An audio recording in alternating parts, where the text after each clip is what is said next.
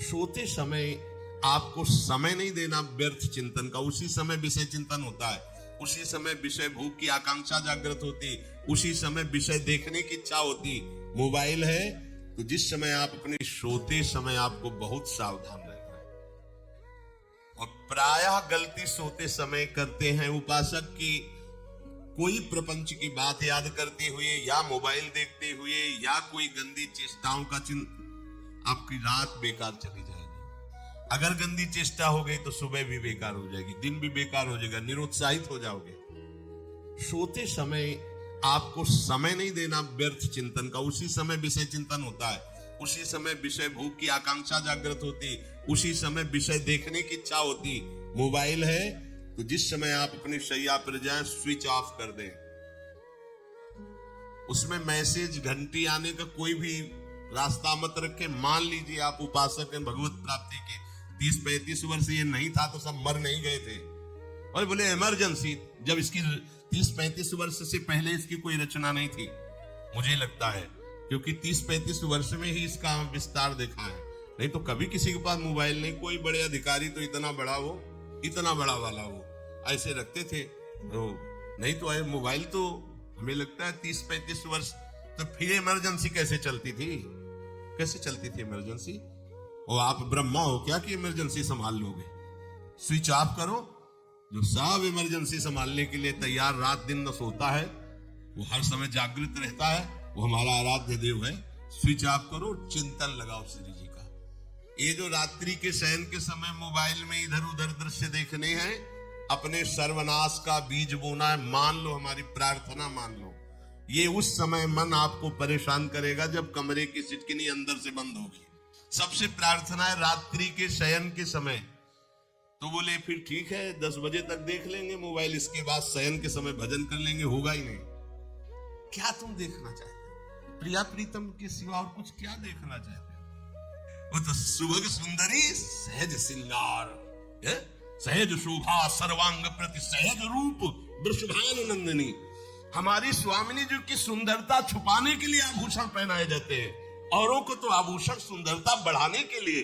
यहां छवि के छिपाए बे को ऐसे के दास होके क्या देखोगे मोबाइल में? क्या देखना चाहते? वासना की क्रीड़ा, और तुम उस क्रीड़ा को देखना चाहते हो? परमार्थ के पथिक हो। देखना है तो प्रभु को देखने की वृत्ति रखो, अन्यथा मूंद लो आंखें। प्यारे, महान फल प्राप्त करोगे। सबसे प्रार्थना है एकांत में मोबाइल रूपी दुश्मन से बचो। क्योंकि जब आप गंदी बात कहीं देखोगे तो आपके अंदर वैसे ही चिंतन बनेगा, वो ऐसे ही लगेगा मैं भी ऐसा करूं, मैं भी ऐसा भोगूं, मैं भी ऐसा देखूं। मान लीजिए आप, जब हमारे शास्त्र कहते हैं कि पशु पक्षियों के मैथुन को भी नहीं देखना है, अगर ऐसा एक बार दृष्टि पड़े तो मानसिक प्रणाम करके दोबारा दृष्टि ना देना। वो आप मोबाइल में ऐसी चेष्टाएं देखोगे, कैसे आप भगवत भजन करोगे? कैसे भगवत प्राप्ति का उद्देश्य रख पाओगे? ये कलयुग की बहुत महीन चाल है कि उसके बिना काम नहीं चलेगा और हम तुम्हें काम से युक्त कर देंगे। इसके बिना काम चलेगा नहीं, तुमको रखना पड़ेगा। और जब तुम इसे रखोगे तो हम काम अपना कर लेंगे। कलयुग ने कहा हम अपनी व्यवस्था बना लेंगे। यहां कह रहे हैं जब आप नींद में जा रहे हैं तो बिल्कुल मानो मृत्यु शैया पे जा रहे हैं।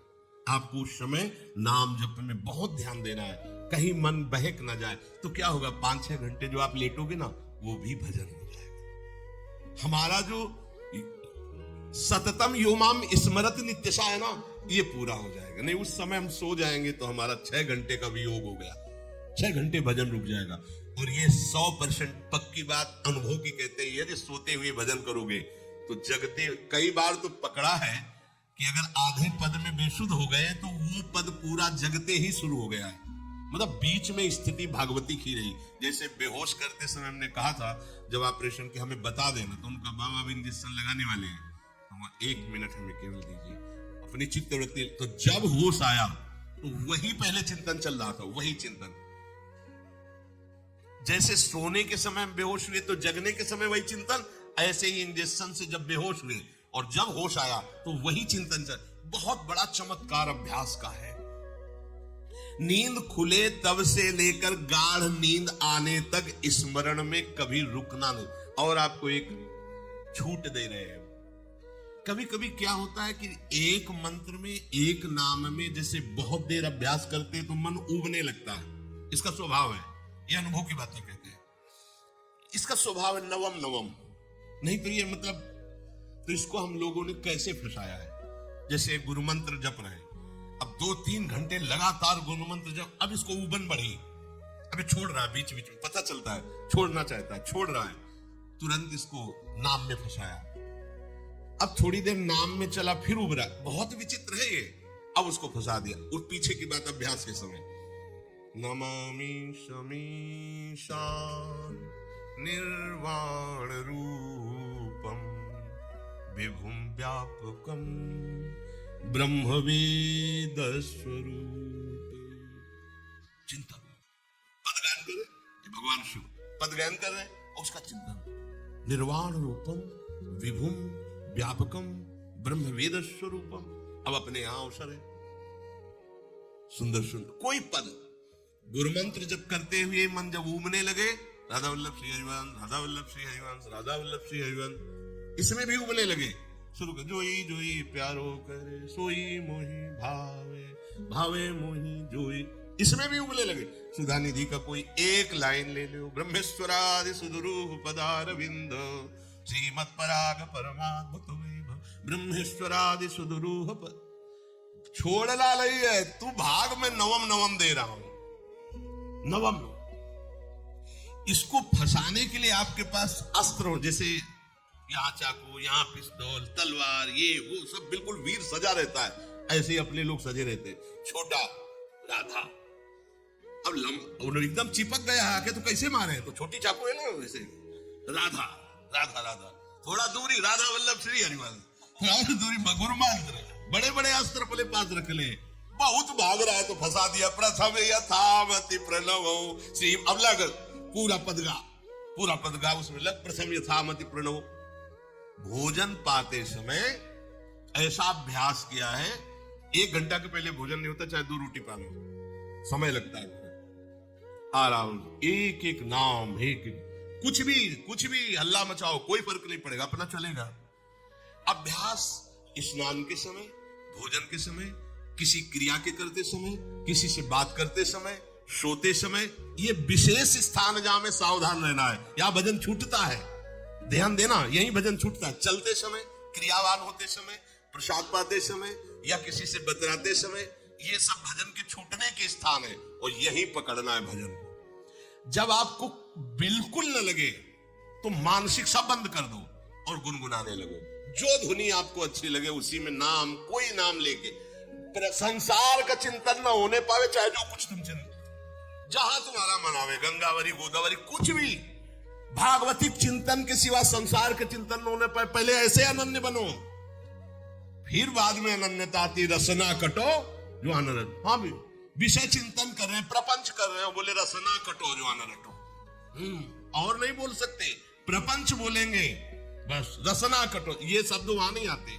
पहले हम आपको छूट देते, भक्त चरित्र, भगवान की चरित्र, नाम, कीर्तन, मंत्र, जो भी चाहो, संसार का चिंतन मत होने देना, पहले ये पकड़ो, फिर आगे चल करके जब पवित्र हृदय होगा तब ये निष्ठा आती, रसना कटो जो अनरटो, निरखियन फुटो नयन। मान लो संसार का चिंतन नहीं करने देना है इसको, आप जैसे बने वैसे करो भागवती चिंतन, कोई नाम ले लो, कोई मंत्र ले लो, तुम्हें जो प्रिय लगे, हम छूट देते हैं। ये नहीं करे कि रसना कटो जो न रटो, ये बाद की बात है, हमें पहले इसका संसार चिंतन रोकना है। कैसे छूटेगा, कैसे छूटेगा, हमें ये पकड़ना है, नहीं तो निष्ठा की बात। जो हरि नाम जगत त्रिशिरोमणि वंश बिना कबहू, हरिवंश बोलेंगे नहीं, हरि बोलना नहीं है, हरि बोलना नहीं, क्योंकि ये जो हरिनाम जगत त्रिशिरोमणि वंश बिना, हरिवंश बोलना नहीं है। ध्यान दीजिए, इस परमात्म तत्व को वही प्राप्त कर पाता है जिसका राग बीत गया है, खत्म हो गया है, वैराग्यवान।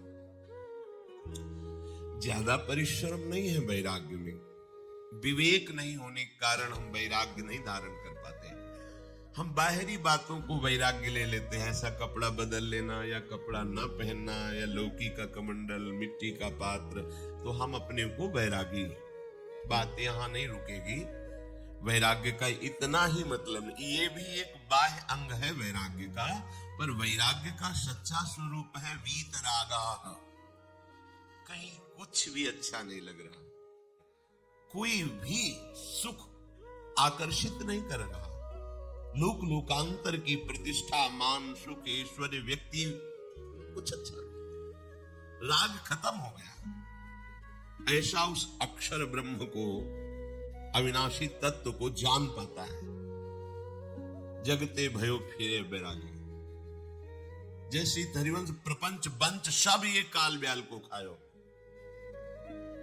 हालत यह है कि जैसे सांप ने मेढक को पकड़ रखा और मेढक सामने पतिंगा को, कीड़े को पकड़ना चाहता है, उसे यह पता नहीं कि मैं खुद किसी का कवल बन चुका हूं, वो एक झटके में मुझे अपने पेट में ले जाएगा। ऐसे ही हम सब हैं, काल के द्वारा ग्रसित है। काल ने हमें पकड़ रखा है, पर हम भोग भोगना चाहते हैं, हम नाना प्रकार की मान प्रतिष्ठा पाना चाहिए। ये पता नहीं एक झटके में हमारा अस्तित्व ही खत्म हो जाएगा। जिनके अंतःकरण में किसी भी व्यक्ति, वस्तु, स्थान, पद, प्रतिष्ठा का राग ही नहीं रह गया है, उसे कहते हैं वैराग्य वान। वीतरागा, राग ही नहीं है। जिनका अंतःकरण निष्पाप निर्मल हो चुका है, जिनके हृदय में केवल भगवत प्राप्ति की उत्कट लालसा जागृत हो गई है, ऐसा साधन संपन्न उपासक परमात्म तत्व में प्रवेश पाता है। अध्यात्म मार्ग की ऊंचाई पर वो स्थित हो जाता है। यदि क्षंतु ब्रह्मचर्यम चरंती, जिनकी इच्छा एकमात्र भगवत प्राप्ति की है, यदि क्षंतो, उनको क्या करना होगा? ब्रह्मचर्यम चरंती, ब्रह्मचर्य का पालन करना होगा। प्रत्येक इंद्रियों का निर्विषय हो जाना वास्तविक ब्रह्मचर्य है। केवल जनेंद्री से ही ब्रह्मचर्य को नहीं लेते। हमारी प्रत्येक इंद्री भोगों से रहित होकर भगवत अनुराग में, नेत्र प्रभु को देखना चाहते हैं, त्वगेंद्री प्रभु को स्पर्श करना चाहती है, घ्राणेंद्री प्रभु के श्री अंग की गंध पाना चाहती है, श्रवणेंद्री प्रभु के वचन सुनना चाहती है। एक एक इंद्री अपने प्रभु में लग गई, अंतर्मुख हो गई, बाहर विषयों का त्याग हो गया। इसे ब्रह्मचर्य कहते हैं। पर प्रारंभिक ब्रह्मचर्य में जनेंद्री का ब्रह्मचर्य अत्यंत आवश्यक है। यदि जनेंद्री जन्य व्यभिचार दोष से युक्त है तो कदापि उसे भगवत प्राप्ति नहीं हो सकती। शुभ गति व्यभिचारी शुभ गति चाहे, असंभव। और भगवत मार्ग में सबसे बड़ा दुश्मन यही व्यभिचार दोष है, काम। इसी से हमारा हृदय मलिन होता रहता है, अंधा बटे बड़ा चबाए वाली दशा रहती है। 50 वर्ष हो गए, अरे 50 जन्म हो जाए, तुम व्यभिचार करो, गंदी बातें करो, गंदे चिंतन करो, सो समय व्यतीत कर, अनंत जन्म व्यतीत हो गए, भगवत प्राप्ति हुई क्या? 50 वर्ष से भगवत प्राप्ति हो जाएगी क्या? 5 मिनट काफी है भगवत प्राप्ति में। एक बार नाम काफी है, वो स्थिति तो लाओ। बार बार बहिर्मुख वृत्तियों के द्वारा विषयों में सुख बुद्धि कर लेने से हमारा सारा का सारा अध्यात्म चिंतन बदलता रहता है, इसलिए लाभ नहीं मिल पाता, एक रस चिंतन नहीं रह पाता। बार बार विक्षेपी विषय करते रहते हो, हम सहते रहते हैं और भोगते रहते हैं। एक बार तो हिम्मत करके उठो, अब लो नशानी अब ना नशे हो, एक बार तो दृढ़ बनो। बस मन के अनुकूल चलने की बात को तुम्हें रोकना होगा, तभी तुम्हारे अंदर यदि क्षमतो, ऐसी इच्छा जागृत होगी। पक्का पक्का ऐसा ही है। जब हम किसी विषय के वेग को सहते हैं, विषय नहीं भोगते हैं, तो मन बहुत जलाता है। उस जलन में फिर एक ही बात होती है, बस भगवत प्राप्ति हो जाए, झंझट खत्म हो जाए। कब तक हम इसमें चलेंगे? एक बार भगवत, वो जलन हमको भगवत प्राप्ति की इच्छा प्रकट करती है। अपने लोग क्या करते हैं? जलन को मिटाने की कोशिश करने लगते हैं तो भगवत प्राप्ति की इच्छा क्या, भोग प्राप्ति की तृष्णा जागृत हो जाती है। भोगे हुए भोगों को बार बार भोगने की इच्छा का नाम तृष्णा है। बाहर और भीतर से कोई सहयोगी नहीं, जल रहा है उपासक, तब रास्ता निकलता है भगवत प्राप्ति का, तब इच्छा प्रकट होती। अब नहीं, बहुत जल लिया, अब तो केवल प्रियाजू के समीप जाना है, अब तो प्रभु के सानिध्य में रहना है, नहीं इन भोगों की जलन में जलना है। यहां तक पहुंचने के लिए जलना होगा, तभी लिखा है सहित सहित बाढ़े भगति तास्तिति क्षस्व भारत, क्योंकि आगमा पाइनु अनित्यास, ये नाशवान काम क्रोधादि तुम्हें प्रेरित करेंगे, तुम इनके वेगों को सह जाओ, ये स्थायी नहीं है। आगमा पाइनु है, आने जाने वाले हैं, और ये सहन करने से नष्ट होते हैं, भोगने से बढ़ते हैं। यदि छंतो, अगर भगवत प्राप्ति की इच्छा है तो ब्रह्मचर्यम चरंती, ब्रह्मचर्य का पालन करना ही होगा, इसमें कोई गुंजाइश नहीं, क्योंकि आप चल ही नहीं सकते। ध्यान से सुन लो, ये मनोरंजन का मार्ग नहीं है, इसमें मन ही मार तन हारिक वृंदावन में गाज, इसमें मन मारना होगा। प्रायः ये मन को दुलार करने वाले लोग कभी भाग्य से सत्संग में भी आ जाते हैं, कभी श्री विग्रह के दर्शन करने भी मंदिर पहुंच जाते हैं, कभी तीर्थयाटन भी करते हैं, पर इनका कोई लक्ष्य नहीं होता। आज सुन लिया सत्संग, बढ़िया है, लक्ष्य नहीं होता। यहां लक्ष्य वालों की बात हो रही। यदि छंतो, यदि तुम्हारी ऐसी इच्छा जागृत हो रही किसी जन्म में भगवत प्राप्ति करनी, तो ब्रह्मचर्यम चरंती, आप सच्चे मानिए, जिसके निकालने में तुमको सुख की अनुभूति हो रही, उसको रोकने में कितनी सुख की अनुभूति होगी। उन्मत्त हो जाओगे, बहुत जल्दी आपके सारे के सारे करण भगवदाकार होने लगेंगे यदि आप ब्रह्मचर्य का पालन करेंगे। शरीर स्वस्थ, हल्का, मन प्रसन्न, नींद आदि पर विजय, कितने गुण ही गुण। और ब्रह्मचर्यहीन आलस्य, प्रमाद, भोगों का चिंतन, मन का डिप्रेशन में पहुंचना, कमर में दर्द, टांगों में दर्द, सर में दर्द, घबराहट होना, बिना किसी कारण के मन भयभीत हो रहा है, भोजन अपच हो रहा है, बिना किसी प्रक्रिया के वीर नाश हो रहा है, बिना किसी प्रक्रिया के। काहे को मृत्यु स्वयं स्वीकार कर रहे हो, ये मृत्यु है। चाहे भगवान दत्तात्रेय जी बोल रहे हैं या भगवान कपिल देव जी बोल रहे हो, जब उपासक को संबोधन करते हैं भगवत प्राप्ति के लिए, तो कहते हैं कि इस भोग वृत्ति को साक्षात मृत्यु रूप देखो, ये मृत्यु है तुम्हारी। जब शरीर राग त्यागना है तो तुम शरीर से भोग भोगोगे, तो आसक्ति शरीर की पुष्ट होगी, आसक्ति भोग सुख की पुष्ट होगी, है नहीं। कितने दिन शरीर रहेगा, कितने दिन भोग रहेंगे। विचारवान बनो, ब्रह्मचर्यम चरंती, ब्रह्मचर्य का पालन करो।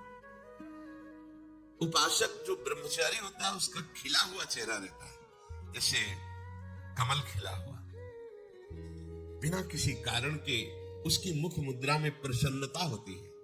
जो ब्रह्मचर्यहीन होता है बुझा हुआ चेहरा होता है, तेजहीन, बिना किसी कारण के वो शोकग्रस्त लगता है। बैठा है, आपको लग रहा है शांत है, लेकिन आप चेहरे को देखो, वो एक शोकग्रस्त है, कुमलाया हुआ चेहरा, अशांत चेहरा, मुख प्रसन्न, तन तेज विराजा। ये है ब्रह्मचर्यम चरंती, भगवत आराधन संपन्न उपासक का। जैसे आग में पैर रखते हुए कोई चले तो कैसे चलेगा, ऐसे ही ब्रह्मचारी की पहचान है। इतनी स्फूर्ति उसके अंदर होती है, जैसे आग में चलने वाला पूरा पैर नहीं रख पाएगा, अगला कदम रख देगा क्योंकि ताप लग रहा है, ऐसी उसकी स्फूर्ति होती है पैरों में। उसकी आंखें एकाग्र रहती है, चंचलता इधर उधर या बार बार झपकना ये विषय पुरुष का लक्षण है। बार बार पलक झपकना ये विषय पुरुष का लक्षण है। इधर उधर ताक झांक, चंचलता, ऐसा बैठे तिनका तोड़ रहा, पैर हिला, ये सब विषयी पुरुष के लक्षण है। ये तो बिल्कुल साधारण स्पष्ट दिखाई देता है आदमी विषयी है या ब्रह्मचारी है, एक सेकंड में लक्षण होते हैं। आपको जब भगवत मार्ग का अवसर मिला है तो गृहस्थ हो, संतान हो गई, ब्रह्मचर्य से रहो। नहीं चाहिए संतान तो भ्रूण हत्या, गर्भ हत्या जैसे महापाप करने की क्या जरूरत है? उसी वीर से संतान उत्पन्न होती है जिसको आप नष्ट कर रहे हो, जिसको आप ऐसे पानी में बहा रहे हो, व्यर्थ फेंक रहे हो, तो उसको भ्रूण हत्या का पाप लग रहा है, तो तुमको पुण्य लग रहा है, वीरपात कर रहे हो तुम्हें भी वही हत्या लग रही है, क्योंकि उसमें वही जीवात्मा है जो मां के गर्भ में जाके बालक रूप धारण कर लेती है, उसको तुम नष्ट कर रहे हो। बुद्धि भ्रष्ट हो गई है, समझ में नहीं आता, व्यर्थ में वीरपात करते हो, व्यर्थ में। तुम्हारा भजन बनेगा, तुम अध्यात्म के योगी बनोगे, मजाक है अध्यात्म का मार्ग। होश में हो जाओ, ये मन के दुलार को बंद करो। जब तक इच्छा ही नहीं भगवत प्राप्ति की, तो फिर तुम कैसे भगवत प्राप्ति कर पाओगे? भगवत प्राप्ति की इच्छा कैसे होगी जब तुम्हारी इस तरह से निंदनीय वृत्तियां हैं? इंद्रियों को दुलार कर रहे हो, मन को दुलार कर रहे हो, भगवत प्राप्ति चाहते हो, आचरण नीच और चाहते हो उच्च पदवी। अगर आपको हमारा यह वीडियो पसंद है तो कृपया वीडियो को लाइक करें, शेयर करें, कमेंट करें और हमारी चैनल को अवश्य सब्सक्राइब करें। जय श्री कृष्णा, राधे राधे।